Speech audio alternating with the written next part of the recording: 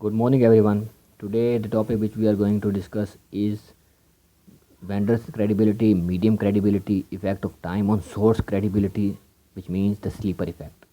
So, we will discuss all of these. In the previous lecture, we have discussed the credibility of spokespersons, the credibility of message, the credibility of source. These all are basically a part of the communication to the consumer in the subject of consumer behavior. Okay, so first of all we will look at the vendor credibility. Vendor is basically, what is vendor? Is retailer. Vendor is the retailer which is going to sell the product to the ultimate customers. If vendor is credible, vendor is well renowned in the market, vendor has a good image in the market, vendor is trustworthy, vendor is honest, or all other characteristics which should have in a sales, in a shopkeeper. If the vendor is having all the characteristics of a good shopkeeper, like trustworthy, intelligent, honest, trustworthy, etc., then the message or the product or the sale will definitely increases. Our brand image will increases, our product image will increases, our brand sale will increases, our image in the market will increases. तो इसका हम detail से पढ़ते हैं जी क्या है. Vendor means retailer. Vendor is retailer, I have told you before. So vendor credibility means if our product is sold by a reputed, trustworthy and good image retailer, then the credibility of our message, of our source, of our product will increases and ultimately sale of product increase. For example, अपनी city की example दे रहा हूँ आपको. PC World in लिया is credible vendor for mobile phones and accessories. तो जहाँ से भी अगर कोई बंदा कहे जी मोबाइल कहाँ से लेके आए, PC World से लेके आया हूँ, तो PC वर्ड को क्या समझा जाएगा? एक क्रेडिबल समझा जाएगा, क्योंकि इसका मार्केट में इमेज अच्छा. कोई प्रोडक्ट जो PC वर्ड से लोग लेकर जाते हैं उसको कभी कंप्लेंट नहीं आई, ज़ीरो कंप्लेंट्स हैं. और एक्सेसरीज़ भी अच्छी होती हैं और लो प्राइस पे होती हैं. प्राइस भी एक कंस्टेंट है, तो प्राइस भी लो होती है बेसिकली. दूसरा मीडियम क्रेडिबिलिटी. मीडियम होता है वो सोर्स, वो बेसिकली टीवी चैनल, वो न्यूज़पेपर, वो सोशल मीडिया जिसके थ्रू मैसेज डिलीवर किया जाता है. अगर वो मीडियम क्रेडिबल है, लोगों का ट्रस्ट है उस मीडियम पे, तब जाके हमारा मैसेज भी क्रेडिबल बनेगा और हमारा सोर्स क्रेडिबल बनेगा, हमारा प्रोडक्ट भी क्रेडिबल बनेगा, हमारे प्रोडक्ट का इमेज भी अच्छा होगा, हमारी सेल्स भी अच्छी होंगी, हमारी अल्टीमेटली कंपनी का इमेज अच्छा बनेगा. तो वेंडर जो मीडियम क्रेडिबिलिटी है वो भी वेरी इंपॉर्टेंट है.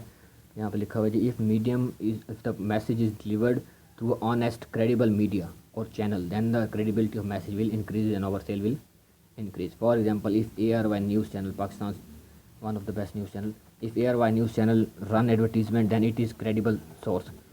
Next, I have to give another example of this. If ads are written on national newspaper, okay, national newspaper, then credibility will increases. अगर तो हमारी जो न्यूज़ है वो हमने एक, if ads are written in on national newspaper then credibility will increase. अगर वो एड्स हमने दी हैं वो नेशनल न्यूज़पेपर पर प्रिंटेड हैं, नेशनल अखबार में कोई ऐड आ गई है, तो लोग उसको अच्छा समझेंगे, उसके ऊपर फोकस करेंगे, कहेंगे भी ये अच्छी ऐड होगी और ये ऑनेस्ट ऐड होगी.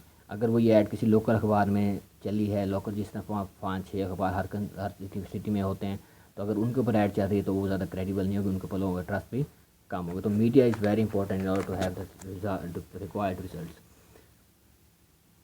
नेक्स्ट है जी, effect of time on source credibility, the sleeper effect. ठीक, sleeper effect is mention in the next part of the discussion.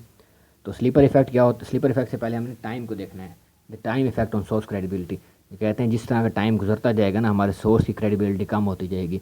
कि कस्टमर भूल जाता है कि मैंने कहाँ से ये इन्फॉर्मेशन याद रहती है बंदे को, लेकिन सोर्स भूल जाता है, मैंने कहाँ से इन्फॉर्मेशन ली थी, किस सोर्स के थ्रू मेरे पास आई थी, न्यूज़पेपर में पढ़ी थी, किसी बंदे से सुनी थी, कोई वर्ड ऑफ माउथ सुना था मैंने, या मैंने इंटरनेट पर पढ़ी थी या सोशल मीडिया पर पढ़ी थी. बस बंदे को ये होता है कि मैंने ये न्यूज़ कहीं से सुनी है, लेकिन ज़ाहिर बात जब उसको ये याद नहीं होगा मैंने कहाँ से सुनी है, तो ज़ाहिर बात उसके माइंड में उसकी क्रेडिबिलिटी, उसकी ट्रस्ट कम होता जाएगा.